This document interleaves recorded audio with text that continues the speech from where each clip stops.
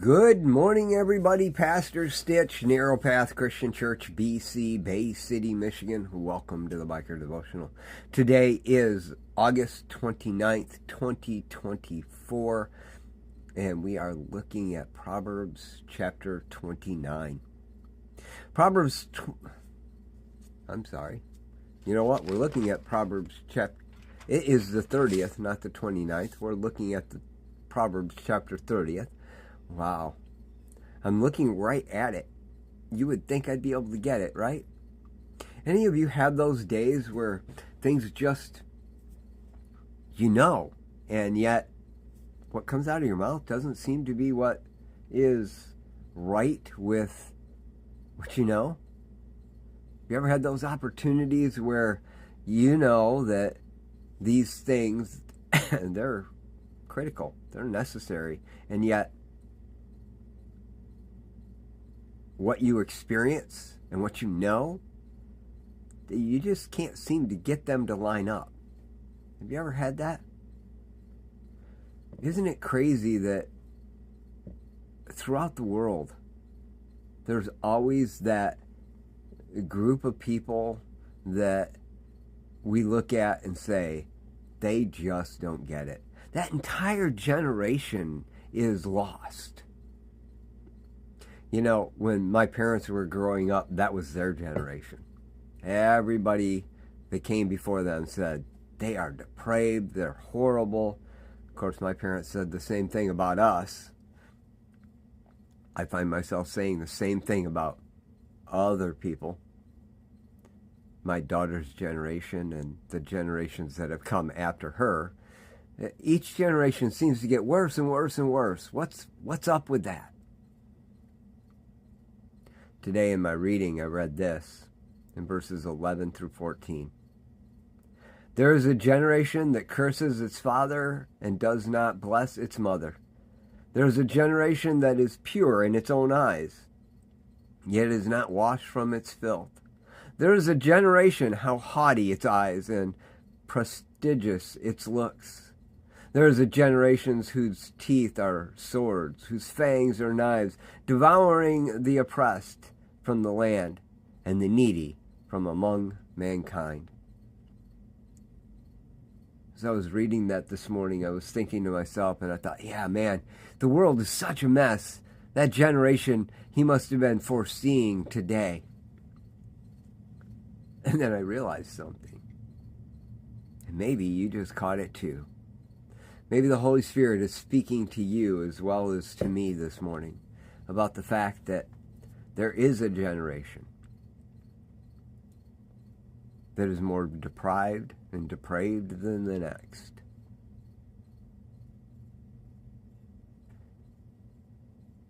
And the reality is, you are that generation. You know, as we look at, I was at a Bible study yesterday, and we were reading through Jeremiah. And we were talking about the fact that every generation from Adam seemed to get just a little bit worse, a little more depraved, a little bit more loose, a little bit more lax. They just did a little bit worse than the last one. Now, don't get me wrong, there are always the opportunities where things change for a minute, but then it starts to spiral again. See, when you look at the generations, we have come a long way away from what God intended when he created mankind.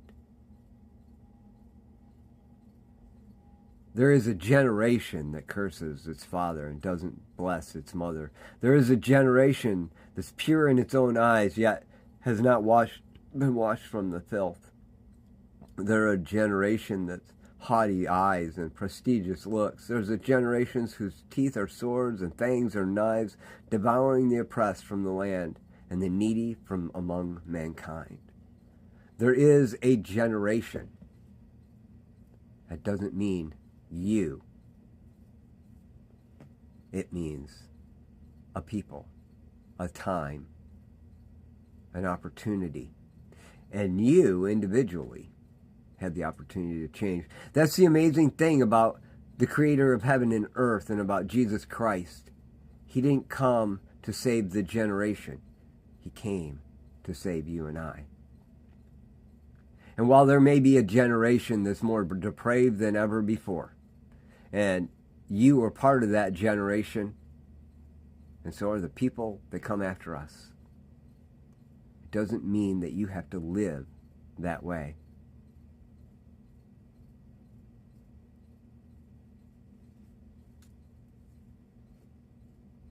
Today is the day that we get to develop and grow in that relationship.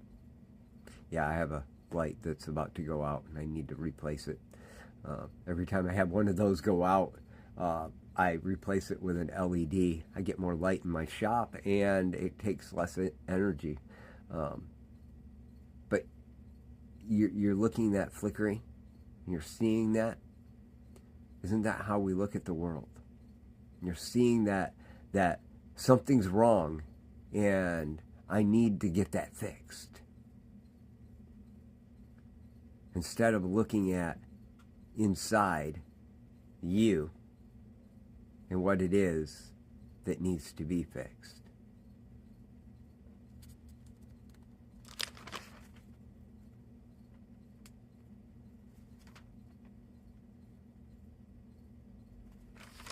It's important today that we remember those things. Yes, there is a generation.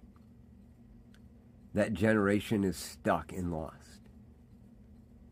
But you don't have to be, because Jesus didn't come to save a generation or a specific people. He came to save you. You. That blesses my heart today. Hopefully, it blesses you as well. I love you all. Hope you have a great day. God bless.